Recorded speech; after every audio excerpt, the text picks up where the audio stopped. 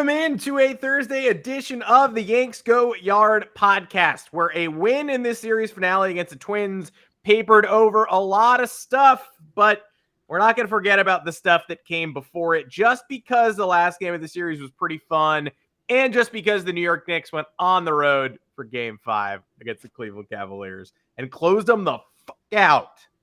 That series is over. Did even the most optimistic among us think that series would be over last night when it was 1-1, when it was 2-1, and even when it was 3-1 and the media was conspiring to bring the Cavs back into it? Because Bleacher Report, I saw your tweet asking which team was most likely to come back from a 3-1 deficit, and you didn't even include the Cavs. You had the Wolves in there. I saw you trying to jinx us. The Knicks can't be jinxed in the first round. At least they're moving on. But I didn't forget about the Yankees' extremely dull first two games of this Twins series, where the Twins won the season series for the first time since 2001. And if you're like, oh, well, that's okay, the Yankees were in the World Series in 2001, so I guess all's hunky-dory. The 2001 Yankees couldn't hit in the World Series at all. They hit 180 as a group. Two starters hit above 300. Paul O'Neill hit 333. Andy Pettitte also hit 333. So not exactly a harbinger of great things. Byron Buxton, after being told the Twins won the season series, was like, he told reporters his mind was blown like 10 times. He's like, that last time happened was I was 6. And it's like, yep, great, cool, another reminder. The Yanks might have stumbled into something yesterday. Anthony Volpe is a big part of it. We're going to talk about it. But there's maybe some changes that have to be made, and maybe some changes coming if you believe Aaron Boone's little winks and nods. Plus, we'll take you through the minor leagues a little bit, talk about how embarrassing it was to get dunked on by Sonny Gray and Joey Gallo. And I'm going to reserve some time to yell at Aaron Judge, because whether he's hurt or healthy after that slide into third base yesterday, that's one of the dumbest things I've ever seen from a captain who I trust. Make sure to find us on Apple Podcasts, Google Podcasts, Spotify, wherever you get your podcast. Drop us a 5-star review along with a mailbag question if you'd like to. We'd like you to. And you can find us live on YouTube, streaming Mondays and Thursdays, 2 o'clock Eastern. Thomas Carinante, welcome to the program. Before we get too deep into it, before we do more Knicks talk, which I can't stop doing Knicks talk, because why would I? Yanks are treading water, but the Knicks rule, so I'm going to talk about them. Why don't you drop off a promo for the folks that maybe want to put their money where their mouth is for the upcoming Eastern Conference semifinals against Jimmy Buckets and the Miami Heat? Maybe it's time, everybody. DraftKings is here to support, hang out with the Yanks Go Yard podcast. Head on over to DraftKings.com or download the DraftKings app. If you're a first-time user, punch in the code YanksGoYard. And if you bet $5 on any sport, you get $150 in bonus bets if your bet wins. You bet on the Knicks, you would have had, you could have won 4 out of those 5 bets. Would have been pretty good. We got NBA playoffs. They're in full swing. We got the MLB season, which is a little bit complicated to bet on at this point, so I don't know if I'd advise that. There's some golf. We're having fun. There's some NHL playoffs. I'm not into that, but that's some fun, crazy betting if you want to get into it. So there's still time. DraftKings is here to support you and all your betting needs. This is for all the folks in New York, New Jersey, and Connecticut, by the way. Sorry I didn't mention that at the top. The tri-state area. The details here, it's a minimum $5 deposit and wager is required. New customers only. You must be 21 and present in New York, New Jersey, or Connecticut. If you have a gambling problem, call 877-8-HOPE-NY or text HOPE-NY. If you're in New Jersey, call or text 1-800-GAMBLER. If you're in Connecticut, call 888-789-7777 or visit ccpg.org/chat. See full terms at DraftKings.com or in the description below. Pretty simple stuff, everybody. Just gamble responsibly. That's all I ask of you. That's all we ask of you. Also want to give the fans a reminder that if you have yet to buy Marty Appel's book, Pinstripes by the Tail, we get you a special discount code on that. Marty, of course, in charge of PR for the 70s Yankees, Reggie, the Bronx Zoo, etc. PR for that crew, not easy. And as an insider, has been for generations. If you're interested in the book, triumphbooks.com/pinstripes by the tail. Promo code is Yanks25. That'll get you 25% off the book through June 30th, as long as you use our code Yanks25. We're here for you. The vibes, They are immaculate, as Jalen Brunson would say. I'm not going to try to do his weird little hand smelling celebration, but just I guess that's what it would look like. I didn't want to do it because I figured, I guess it's pretty normal. I didn't think I could do it, and then I did it. It was actually really easy. But the Knicks are sick, and the Yankees are sick in like a way where they're like ill, with like a disease. I just the top of the lineup. I called this people don't forget just because they won 12-6 yesterday. And Domingo Germán technically 8 innings, even though he gave up a 2-run homer to Miranda when he couldn't, and he gave up a 2-run homer to Joey Gallo when he couldn't. He gave up a leadoff triple in the 7th inning to turn an 11-1 game into 11-5, runner on third, no outs, which, like, again, they won the baseball game 12-6. But come on, man. And the runs come home because he hits a guy in the back with 2 outs and gives up a homer to Gallo. And the runs come because after taking the 11-1 lead, the first 2 batters of that next inning are a walk and a 2-run home run. Come on, man. So it's a super bad situation for me. Still, why don't you go pee your pants on offense again? Dude, that was like 8th grade. Yeah, well, sorry. People don't forget. I don't forget that the Yankees scored 1, 1, 1, and 2 in the 4 losses prior to this, and were shut out into the 8th inning of the 3-2 walk-off win in the middle. They lost 4 out of 5 and scored 1 run, 1 run, 1 run, 2 runs, and 3 runs, but 2 of those came with 2 outs in the 8th and nobody on. Peraza gets on base, Volpe homers, and then another one in the bottom of the inning. The bottom of the lineup needs changes made, and reinforcements are not necessarily coming until they maybe dip into the minors, which we will talk about in a little bit. And it's not like there are superstars there. It's not like there are guaranteed megastars. Chris Kirschner did a great job of breaking this down in The Athletic today, and told me something I didn't know, that Willie Calhoun could technically elect an outright assignment to AAA, which is somehow how the Yankees got him to AAA in the first place. Franchy Cordero signed a split majors minors deal, meaning he has an option, meaning why is he not already at AAA? Come on. So they don't have to lose those guys necessarily if they get rid of them. All they would be doing really is replacing a quad A guy with another quad A guy. They got some guys they want to try. But that said, you have to make those changes because Aaron Hicks is still below, as Chris Kirschner pointed out, you and I in WRC+. He's negative.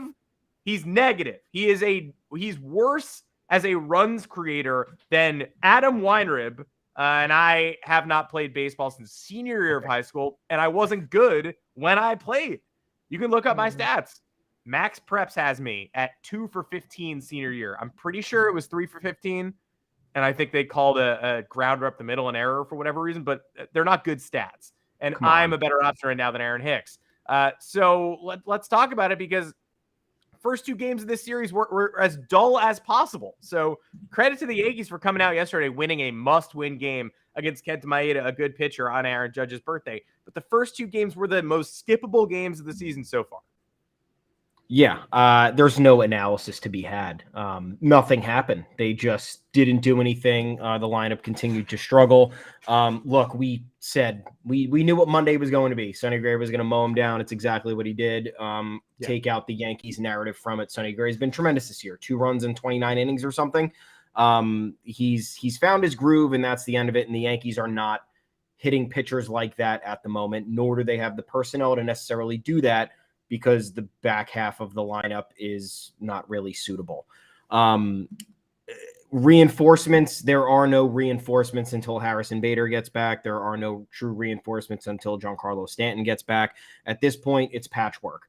Call what you want. You think a prospect promotion is going to help out here. You think a minor leaguer promotion is going to help out here. We'll talk about that in a few. I don't necessarily think so. No. But again, it's early. So we're not even a month into the season. I know by the end of this weekend, we'll be a full month in. These guys still need time. You know, we just brought up Oswald Peraza. He needs to get back into a groove. Oswaldo Cabrera is still trying to find himself. And those are 2 crucial players, especially for the bottom of the lineup. The Yankees are going to have to live with a few things, such as not having a left fielder and having a de-escalated offensive performance from the catching position. Jose Trevino, great, but not replicating the first half of 2022. So there are going to be deficiencies here, and that's what they're going to have to live with. The thing that is concerning, though, is you have some of the problems from the top of the lineup. For example, Anthony Rizzo in the first 2 games of the series, and even dating back to the Blue Jays series, really bad at bats. Killed a couple of big opportunities for the Yankees. He struck out against Joe Ryan. The 2 of the most confused at bats I've ever seen him put forth in a Yankees uniform. 3 straight fastballs down the middle in that first at bat to Joe Ryan, no response, and then struck out on a fastball down the middle when the Yankees were threatening later in the game.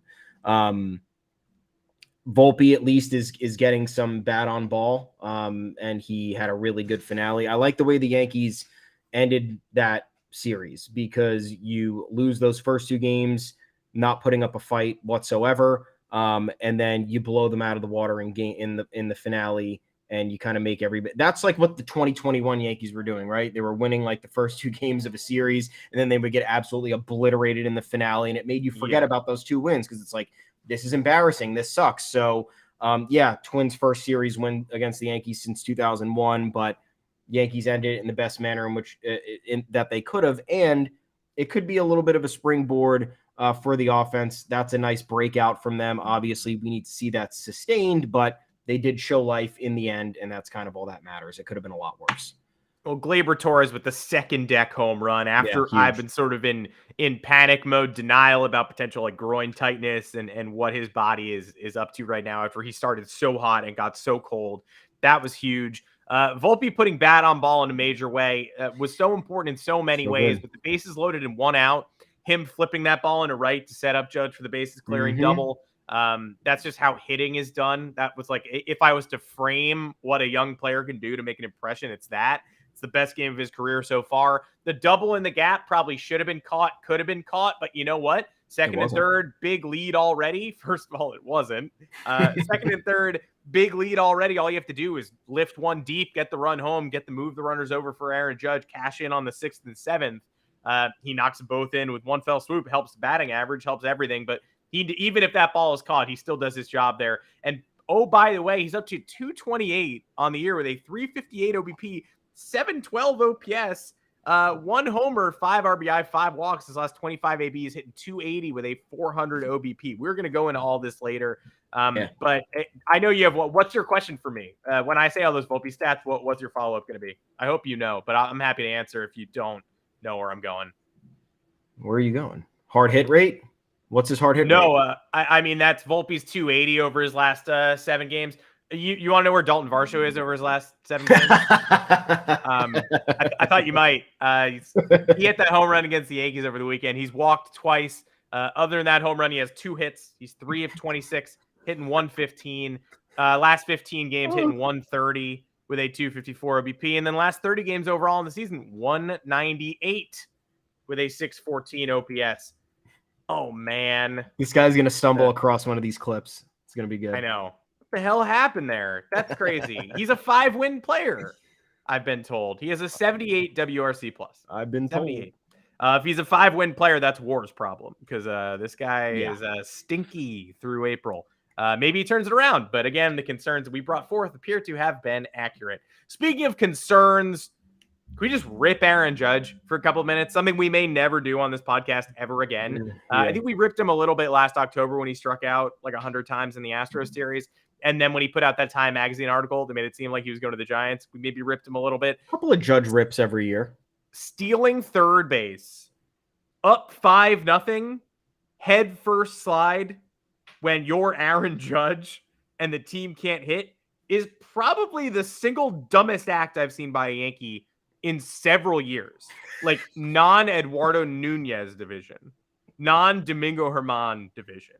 Like I'm still floored. Like, and we don't know he's okay either. No. We saw him flexing his hand and holding his hand in the mid game. He got a couple more at bats. Every time he took a hard swing, I cringed. And then after the game, he said there was some conversation about taking me out, but I shut that down real quick. You can either play or you can't, and I could play. You never said I'm healthy or I'm not in pain. The risk reward on that was like risk 1,000% risk, reward 5%. Even a classic risk reward, you're like, I can see it. It has merits. That had no merits.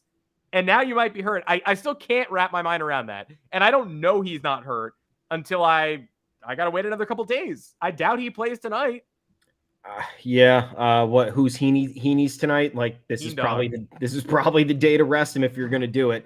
Yeah, I don't know what to say. It's crazy. The only thing that I could see being the case is that you're up 5-0. 5-0 is not really a safe lead with Domingo Germán on the mound in the first 2 innings, I wouldn't say. And the offense has been downright embarrassing for 5 straight days, and you just want to pile it on. Sack fly gets that run in. Still a crazy decision and absolutely irresponsible, especially the head first slide. It was like a belly flop off a diving board gone wrong. The way he landed, like chest first, back of his body coming up, all the weight going onto the wrist and the hands. It looked terrible. And when he got up, I was like, great, he's going to run down into the clubhouse, and that's the end of it. But it seems like he's okay. He was back. He had a single later in the game, and then he put bat on ball 2 more times, I think. So great. But yeah, please, let's not do that. We already have issues with, the 60% of this team. It feels like we don't need it with the number 1 guy who's getting paid the most money, just for people to laugh. Because what's going to happen the second he gets injured, people are going to laugh that we gave him all that money. People are going to, oh, you didn't see this coming. He was only injured, however many times in the past, and he duped you with an MVP season and a historic run at the AL home run record. I don't need that, nor do I want it. I'm sure Aaron Judge doesn't. So let's just let's chill there. Yeah, I mean, did I see this coming? No, I didn't see him sliding into third base and yamming his hand into the ground coming. No, that really was not something I foresaw. Here's the thing with injuries. Injuries happen, but when injuries don't have to happen when you're trying to get the extra base in a 5-0 game unnecessarily, and that you're not even trying. You just sparked your team. We got the spark. You hit the 3-run double with the bases loaded. You don't need to spark us again by stealing third. I can't wrap my mind around that. Don't be shocked if he needs a little time off. He has not gotten a lot of time off lately. And also, we're not going to exit this series without talking about how we got absolutely yammed on by Sonny Gray and Joey Gallo in this series. Sonny Gray, the Fangraphs article came out this week where he basically asserted that Larry Rothschild and the Yankees brass understood nothing about spin rate in 2017 and 2018, which is not totally a dig because I think only the Astros did. But the fact that the Yankees, he says that they basically told him, we know high spin fastballs that you throw high in the zone are good. And he was like, I throw low in the zone. And they were like, no, high is good. High is better. And he was like, you just traded for me. Didn't you trade for me because you think I'm good?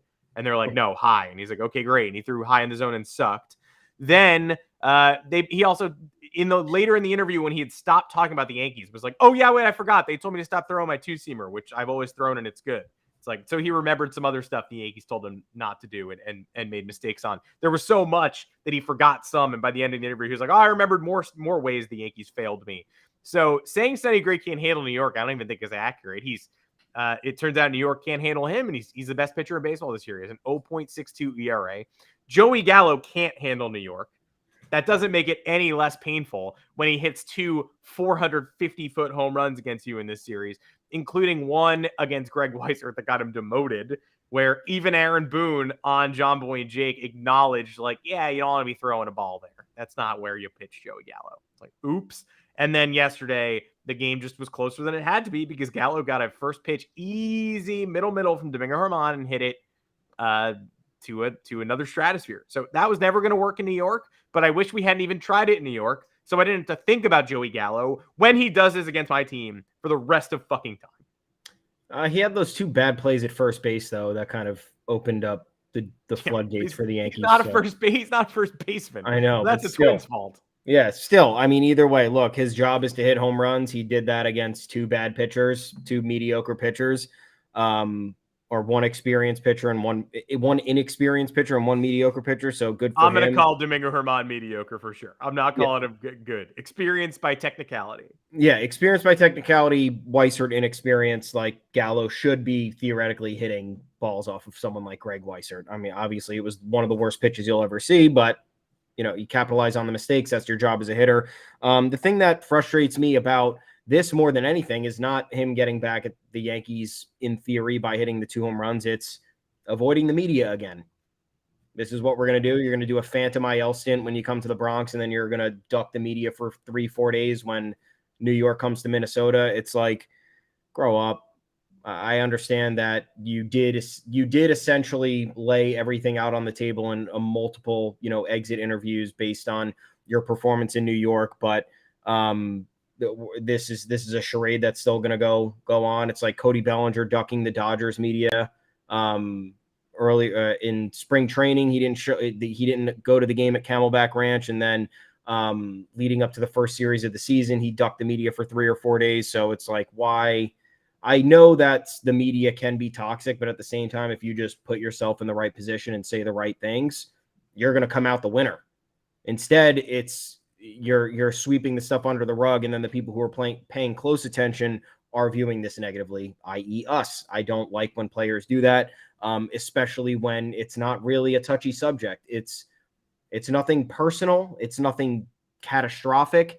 It's nothing detrimental to your health. It's you were bad at baseball for a year, and here's your old team that you were bad with. Like, let's talk a little bit more about it. It's nothing that's scarring. It's nothing that's, overly traumatic. We can't talk about a game and how you perform poorly at that game, and now you have a chance to redeem yourself against the team that you perform poorly with. So I don't know. That's the thing that irked me. And now, of course, I'm sure we'll get some Scott Boras anecdotes later in the season, or at some point when Gallo is approaching his free agency. It'll be fun. People will have their laugh, but yeah, it wasn't pleasant to watch, but you knew it was going to happen at the same time. Yeah, it just did. It was a reminder, especially in the doldrums of this series before they broke out in the third game, that like, oh, right, like that's 2 more people who hated playing in New York for the Yankees and loved playing against the Yankees. Yeah. Right. More Classic. Of them. Just add more. It's so stupid. It sounds so rudimentary, and maybe it is, but you just have to find people who love being what you can provide, who love being Yankees. I think Volpe is so important there. Aaron Judge, obviously so important there. But you got Gallo was a childhood Yankee fan. Who knew that he had, this in him and this mental block or whatnot? But you just got to find guys who don't just want to win games for the New York Yankees, because the Yankees are an enemy for a reason. A lot of people hate them. You bring people on board who hate the Yankees, they might keep hating the Yankees. So we'll just have to figure that out. Speaking of the promotions, let's talk about possible changes that actually might be coming for this Yankees offense. And just to recharacterize, you said up top that like I might believe that these could change things. I don't think I do. I don't think that these moves actually change the team fundamentally. And I think the Brian Reynolds extension this week is another reminder that you maybe don't want to walk into the season knowing you have a hole and going, we'll fix this hole in July, because Ian Happ is gone and Brian Reynolds is gone. And I don't think Brian Reynolds was ever realistic. We're going to talk to a special guest about that tomorrow. Stay tuned to see what they think. Ooh. But I don't think that was ever a realistic trade, but it doesn't change the fact that that's an obvious upgrade they won't be able to make now.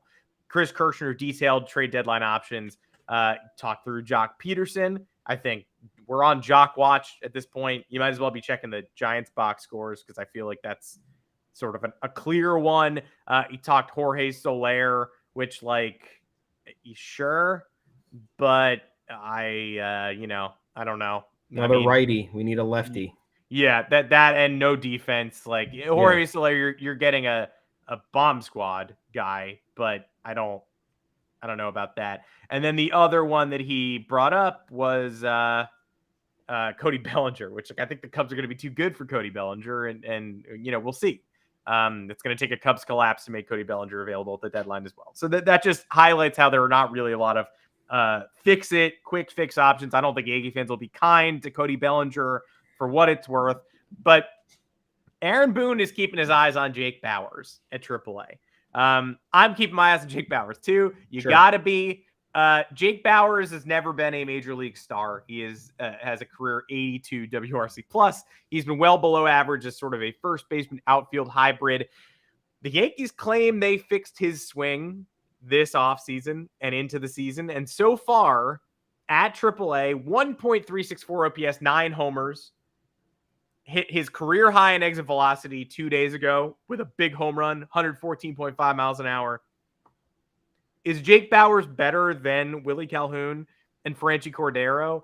Their track records would say no, and if he is, not by much. But that said, you have to – the Yankees' plan shouldn't have been to flail around wildly and hit buttons. But since it was, you got to hit those buttons.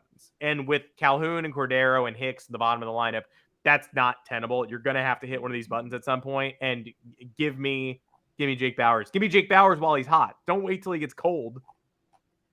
If you're going to do it, it's while he's hot. I don't know. I mean, it could be a little bit of a difference maker because he wasn't entirely like dominant at the minor league level in previous years. And he had that, his rookie year with Tampa Bay, he like emerged as something. And you were like, oh no. And then they traded him to Cleveland and it all kind of went downhill from him from there. But like never OPS in the 800s in the minors. Let me see here. 14 home runs in the minors was his career high. And that was at AA back in 2016 as a 20-year-old. Mm-hmm. So now you look at his numbers. He's got 9 homers in 20 games. So maybe the Yankees did something here. Yeah. Because that Bauers outage, baby. All those Yankee fans who got their custom Trevor Bauer jerseys, with the name on the back, just to add that S. Because I know if you got a Trevor Bauer Yankees jersey, you got it with the name on it. Yeah. I was gonna draw a parallel to Estevan Florial because I'm like, this is somebody who dominates at Scranton, and then you bring him up and he's bad. But there's never been this track record of success. Obviously, it's a small sample size; it's 20 games. But if they feel they fixed his swing, if the power is translating like this, bring him up while he's hot. Because what did we do with Franchi? He was hot. You kept him in there. He gave you what you needed to for 5 games, and then that was the end of it. Like all you need is that helps you win a couple of series. And then if you're back to the drawing board when he's 0 for 11 with 7 strikeouts, then so be it. But the Yankees did this to themselves. They went into the season without a left field solution. I downplayed it. I didn't think it was that big of a deal. I guess egg on my face. It is that big of a deal. Yeah.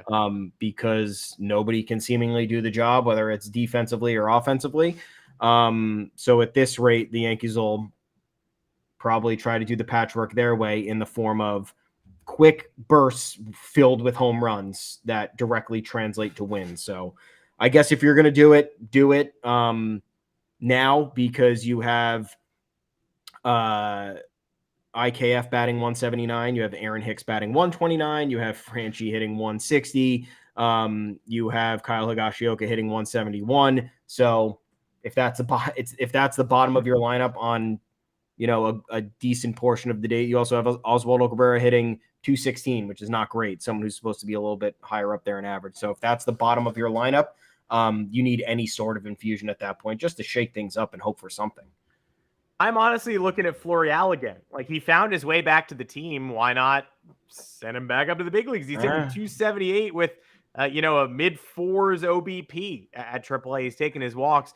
Do I believe in him at the big league level? No! That's why he was DFA'd earlier this year. But at least he provides you defense. And you got lucky that he came back to the organization. If you're going to ever try him again, which you might not ever try him again, but if you're going to ever try him again, try him now. And the third candidate is Andres Chaparro, who does not play the outfield, is a DH, but Aaron Boone mentioned him as well. Need a DH, though. Need a DH for sure, or need somebody you can hit. And he started the year 0 for 29. Too many people saying, oh, don't bring up Chaparro. He's hitting 217. That guy sucks. I know he's hitting 217, but he did start the year 0 for 29. And since then, he's 18 for 50. That's 360 with 8 home runs. So if you're looking to get somebody hot, that guy is hot. Hot guy. Yeah, Joanne, please clip me saying that guy is hot and just play it over and over again. Again, if you're going to use him now. Though Aaron Boone did say he bangs, and he also said Willie Calhoun bangs this week, and Willie Calhoun does not bang. You can clip that as well. He just doesn't. He's one of the worst regular players in baseball. There was an insane MLB Reddit or maybe Yankees Reddit post the other day that was basically like Willie Calhoun is in the bottom, 1% of qualified players in terms of all of these stats. And he has one season where he's been at all useful, and it was the juice ball in 2019, and he's hitting 5th for the New York Yankees. Somebody please tell the front office to fix things. And it's true. He can't be doing that. He absolutely cannot be doing that. No, please. Do you think he bangs? Do you think he bangs? He might bang from time to time. I don't think he's a consistent banger. Yeah. I like him. I like his presence at the plate. It's kind of funny. I want to see more home runs because it's kind of explosive.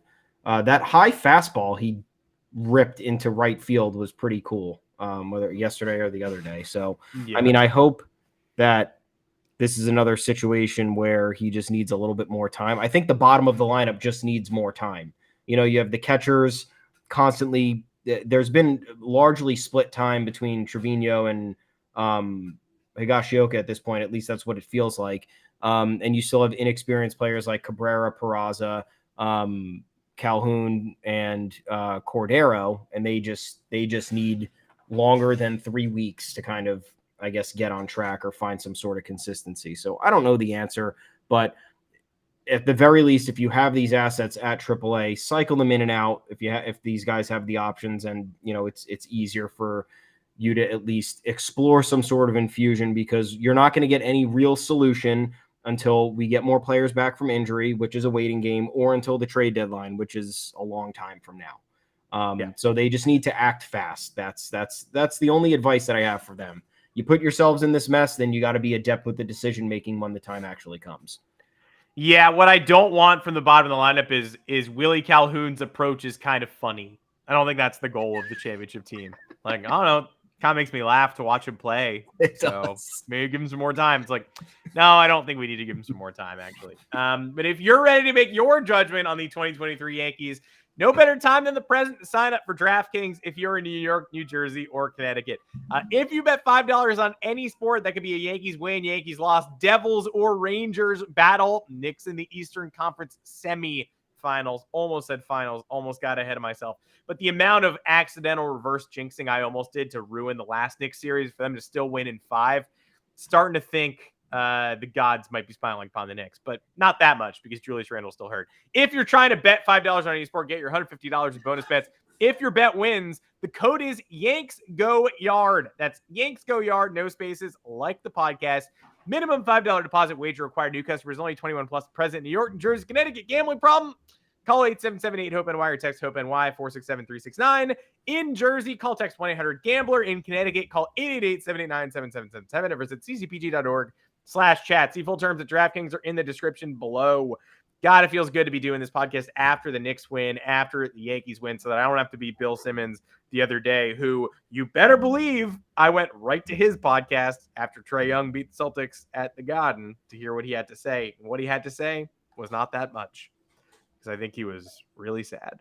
And I've been there. I've done really sad podcasts before.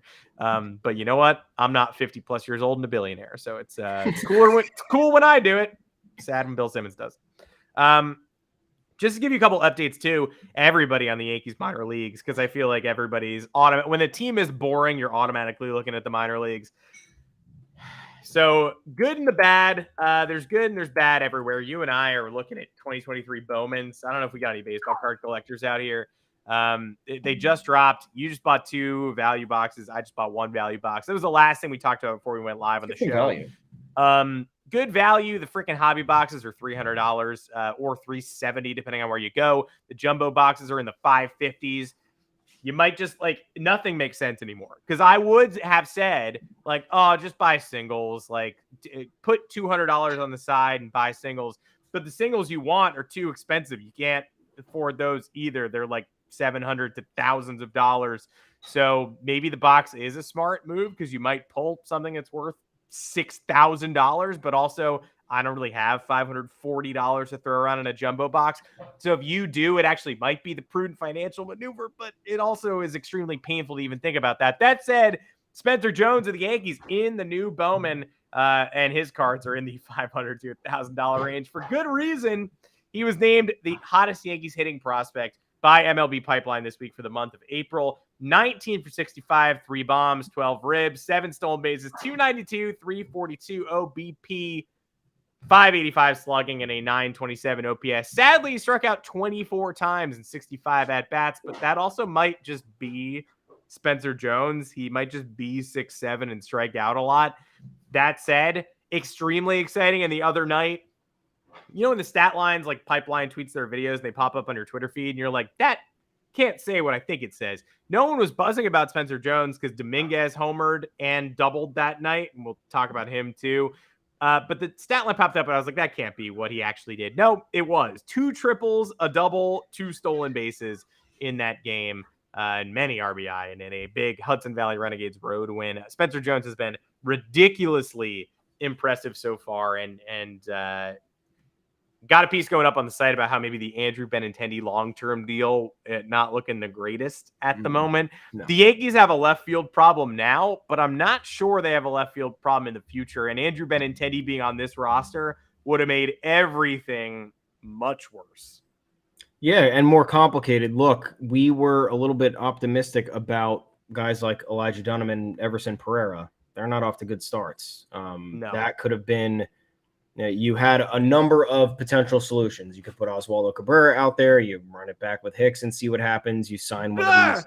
You sign one of these guys to minor league deals, whether it's Calhoun, Ortega, what have you. Hope one of those works, or you have couple promising prospects in the pipeline. Who Dunham got the promotion to AAA right after spring training because of his impressive performance. And then Pereira, they were going to start at AA, and then assuming a fast start, he probably would have gotten the bump to AAA fairly quickly. And nothing worked out. Nothing worked out except Spencer Jones is working out, but he's at high A, so he's got a little bit of ways to go. Nonetheless, with his ascension since being drafted, last year, I think we're looking at a Kyle Schwarber situation. If he could get promoted by September and be a member of this team in October, if they make it to the playoffs, I really am not doubting that. If his bat is anywhere close to being hot as it is, even a fraction of what it is right now, because it'll be hard to replicate that at the MLB level. And depending on who the Yankees are able to go after at the trade deadline, because you mentioned those guys before, Jock Peterson's injured at the moment, right? So you don't know how someone like him is going to be able to bounce back, or what kind of injury it is, or if it's holding him down for most of the year. I'm not opposed to Cody Bellinger. I think that would actually be a smart one. But again, his shortcomings are well documented, and we can easily see that being magnified in New York, Joey Gallo style. So Spencer Jones, if the Yankees don't want to be spending prospect capital after gutting the system last year, might be standing pat at this point, with Brian Reynolds now under an extension with the Pirates. And this could be their guy. Another, a lefty Aaron Judge, which I guess is what they envisioned. And you couldn't ask for a better start from him at this juncture. And I don't see why, if he's still rocking high A by the end of May, why he's not at AA by June. So I like what I'm seeing there. I am truly hoping, though, for a little bit of a bounce back from Pereira and Dunham, because those are 2 other guys who we thought were going to be contributors maybe by midseason. And right now it's looking like they cost themselves at least a month or 6 weeks with how they lag behind with their play. Peterson is back now, so he is? That for what you will. But he was also benched against a lefty the other day. He went on the IL very quickly with a wrist issue on April 12th, so that just means he's probably more likely to be a Yankee. I don't know. Maybe we just run it back with Aaron Hicks, see what we got there. No, I think we have enough evidence on Aaron Hicks at this point. Also, just want to flag for everybody the hilarious stat line that Jason Dominguez has put up this year. Everybody knows after spring training the talent is there, so we no longer have to assure people he's good. Off to a rough start to the year, broke out this week, hit his 2nd homer of the season, doubled, knocked in 3 runs on Tuesday. Those are 2 of his 5 hits this year. He's hitting 116. Good news. 2 of the hits were bomb home runs. That's obviously good news. Okay. The other good news, somehow he has walked 15 times and he's hitting 116 with a 339 OBP. So either the AA pitchers are terrified of him, possible, probably part of it. He has the greatest eye imaginable, also probably part of it, or a combination of both. But the fact that he has not managed to get out of his approach and the fact that he's still taking all these walks and has, again, an on-base percentage over 220 points higher than his average is one of the craziest things I have ever seen at an advanced level, like not in the Gulf Coast League, in the AA Eastern League. So shout out to Jason Dominguez for not deviating from the approach one bit, despite the fact that you are hitting 116. And I bet having the big spring training at the major league level maybe did that for him and gave him that little extra confidence, because he is looking like himself right now to an almost extreme degree, despite the fact that he's not hitting at all. I guess I forgot about him too. I mean, obviously we were, some fans were hoping we shut this down real quick that he would. Yeah, I mean, shut the door. That was never happening. He still has ways to go. The promising spring training was only a positive. You didn't want to take that too far to the extreme. The Yankees took their risky decision, if you want to call it that, and used Anthony Volpe's hot spring and translated that into an MLB debut. And I think that that's worked out thus far, but you don't want to push it with somebody who only had a handful of games at AA. It's one thing to only have a handful of games at AAA, but at that point, Anthony Volpe had seen the pitches at AAA and succeeded, in terms of how his game has been translating over the last year and a half. And then he did it against top tier major league pitching in spring training. So, but yeah, you never know what's going to happen with Dominguez either. If he can get back on track, like Volpe last year, Volpe really bad April, May, started to turn it up in June. Yeah. July, August were great. And then came his promotion to AAA. So, that could be the same type story for Dominguez this year. I still think that something's got to give here. There can't be this many underperforming players in the early going.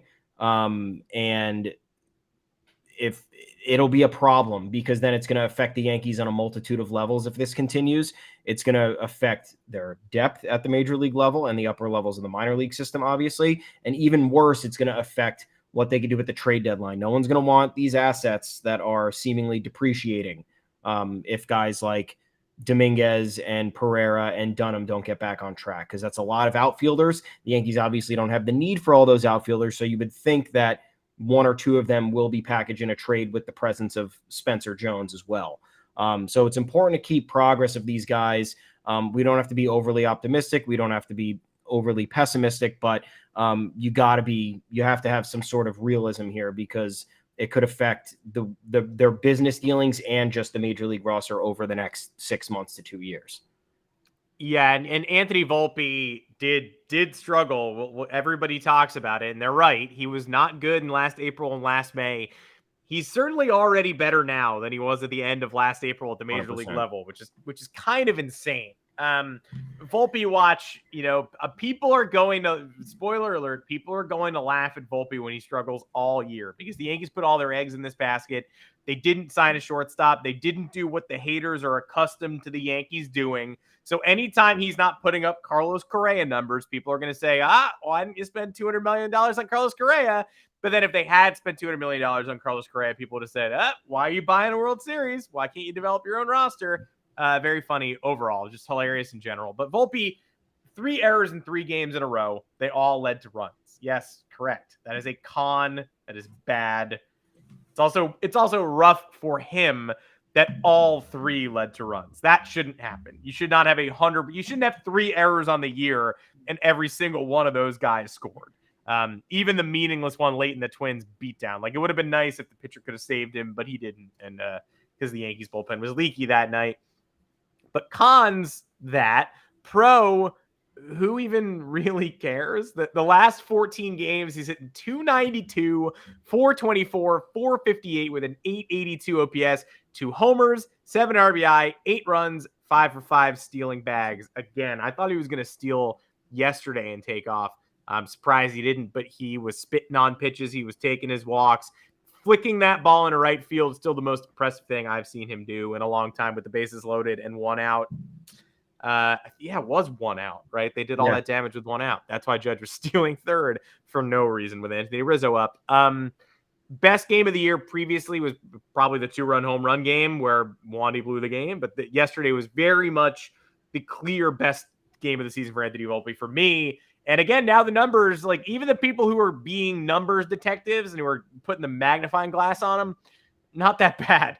228, 358 OBP and a 712 OPS is like, he's 21 years old. He's about to turn 22. Like it's like pretty good. And the last 2 weeks of numbers are like very good. So it's not even a lot of work to be done. No, and we are, I guess we are an Anthony Volpe apologist podcast, but we have to be though. How can you not be at this point in time? When you have to do the mental math to make him seem good, then that's being an apologist. But when you just have to read off numbers for the last 2 weeks, where it's pretty much like, all those are good, like the strikeouts are high, but everything else works. Like, I don't know. It sort of writes itself at this point. It's the best form of being an apologist, right? He's 21. He's had limited experience at AAA. This is his first taste of big league action. And there have been a lot of impressive moments, whether it's his ability to steal bases, whether it's his range on defense, whether it's his eye at the plate. There are a ton of positives here that outweigh the negatives. Yes, 3 errors over the past 4 games? Yeah. But his offense, but he's got 5 hits. And he's got 3 RBIs. So, and 3 stolen bases. So I'm not really, oh no, that's not stolen bases. 3 walks. So it's hard to complain with getting on base 8 times over that span. He's doing his job. He's doing what he needs to do. The most impressive part about this is that the struggles on defense have not impacted the offense at all. Whereas in the past, we've seen struggles on defense affect offense and vice versa. He is, at the very least, I guess, as Jerry Seinfeld would say, he's an even Steven almost. If he's screwing up here, he's making up for it there, and that's the type of resiliency and the mental fortitude you want to see from a young player who you would assume the moment is much bigger than them because they're engulfed with being the shortstop of the New York Yankees, filling Derek Jeter's shoes, the same old narratives you hear every single offseason and preseason when the Yankees are trying to fill this position. It's been happening for, the last 3 shortstops now. So the fact that he's embracing the moment, he's already boys with Aaron Judge. Aaron Judge is buying him suits now, fully custom and tailored. You're seeing metrics here that also translate positively. The hard hit rate, the sprint speed, the on base percentage. Those are all things that are extremely positive for a young player who otherwise, like most young players who are struggling, are very much not succeeding in those areas. Their instincts are off. The peripheral metrics don't match, or they're significantly worse than maybe the on the surface stats. So that's why we have to essentially be apologists in a sense, because there's no reason to be complaining here. There's no reason for rival fans to be, quote, laughing at this. If he's, struggling, if he's batting 194 going into the Twins series or 188 or whatever it was, big deal. A couple big games gets him back up to 228. And now we're cooking. And the OBP goes up 20 points over the last 5 or 6 games. So he's got it for sure. It's going to take time to put it all together. His timing still needs some work. His I guess, I don't know what you'd call it, the bat being level in the zone. There's a term for that I'm blanking on right now, but the swing plane he needs to probably improve upon. He's still getting under stuff. Once that all kind of comes to fruition, then you're going to start seeing the all-star version of this kid. Yeah. I mean, the average exit velo and the hard hit, you're right, are now trending up towards 50%, 51 and 48th percentile. And those are in the very lows, the 20s. The expected batting average is still very low, but many of those were in in the 7s, the single digits, and now they're creeping back to respectability. First you were up and he was down. Now you're up and he's down. Don't you see how this evens out for me? It's evening out for us right now. Dalton Varsho still down though. Before we sign off, that's it for this edition of the Yanks Go Yard podcast. Thomas, before we sign off, have you ever done any of the following? Have you ever called a reporter an effing C in front of Aaron Judge and a bunch of children? Have you ever, this just dropped during the podcast, you ever flipped off a reporter and called her a white bee, according to two people who witnessed the incident? Have you ever called a Latino reporter a, quote, fake Hispanic, according to multiple people who saw it? Those are the reasons why Marly Rivera of ESPN and former Yankees beat writer was dismissed from her position with ESPN this week. Thomas, what was your favorite Marly Rivera moment? Her asking Aaron Judge at the All-Star game what he would say to a crying child if he decided to take a contract somewhere else? Or was it her asking Garrett Cole if his one good start proved that he was a competent pitcher without an elevated spin rate due to spider tag? To which Garrett responded, Marly, look at my career. Look at my numbers. Thank you. No more Marly. What was your iconic Marly moment? Was it her calling someone a white bee? Because that might be better than the other ones, actually.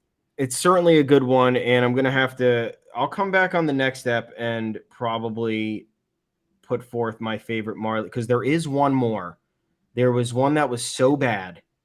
The question, with a Clint Frazier one too. That was it. Up. Do you feel like you're a good outfielder? Yeah. What was it? It was like, I actually just Googled it because I finally clicked. Please. It was oh boy. Do you feel like you can play right field? She asked if he was a good starting left fielder. Yeah. Then her defense was, I asked the question. It comes out of several things he told us in spring. I wanted to know what the player thought about his own development. If you have an issue, you're welcome to ask or take it up with me, since Clint didn't have an issue and knew where that was coming from. Yeah, great question. I think what you should ask to a player trying to find his footing is, do you think you're good? That's a good question. And you should ask it in public too. Yeah, mainly in public with as many people around as possible. Yeah, we were always skeptical of Marly. Some weird questions, some weird behavior on Twitter. There was a lot of just immediate defensive-ness that ended up being very tense. A lot of tense moments on social media, I feel. White bee is a good one, though. That is a really, really good one. If you're gonna go down like that, you might as well get 3 in. She got 3 good ones in and then went packing. I mean, that's the way to go. Who was this with? Do we have any idea? This person's anonymous? Well, no, that's the thing. We do know who this was. She's a reporter I hadn't heard of. Oh, White Bee is anonymous. We don't know who that was, but okay. The Aaron Judge argument that ended her time with ESPN was a freelance reporter named Yvonne Gaete, who was coming over from Tokyo News to Shohei Ohtani was in town. She had an interview set up with Aaron Judge. But most importantly, you may not have heard of the freelance reporter that she fought with, but you've probably heard of her husband, MLB's vice president of communications, John Blundell, which is like, maybe that's not who you say, you call an How could you know, though? In front of children. If I'm about to call somebody a bitch, I'm not thinking about who their spouse is. In front of children, in front of Aaron Judge. And she also apparently screamed at her in Spanish. Then the reporter turned around and asked her if she was okay. And she said, "Oh, I'm sorry. I didn't know you speak English now." Great. Cool. Well, best of luck to you. She also fought with Bradford Doolittle at some point. I'm looking for those receipts and I can't find him. If you have a Marly Rivera story, chime in the comments. Let us know. Please show up at Apple Podcasts and Spotify. Drop us a review, 5 stars, please. We are on every podcast platform. You can also find us live Mondays and Thursdays, 2:00 Eastern. Not to victory lap Marly Rivera's ESPN tenure ending, but it certainly sounds like she was not great. And a lot of people on Twitter yesterday were like, really? Fired for that without even a warning? First of all, yeah, fired for yelling the C word in front of kids? Sure. But also, I think she probably had warnings. And based on the other stories that just dropped, I'm fairly confident ESPN warned her about those. So maybe we don't make assumptions about who and who hasn't had warnings before we say that was a poor, dismissal. That's it for today. I'm Adam Weinrib. You can find me on Twitter at Adam Weinrib if you have Marly stories to drop with me. Thomas Garinante, where can the people find you? I'm at Tommy's_takes. We are both at the official Yanks Go Yard Twitter account at Yanks Go Yard FS. Please head on over to YanksGoYard.com as well. We got all the content there for you. Our bylines are there along with some other writers.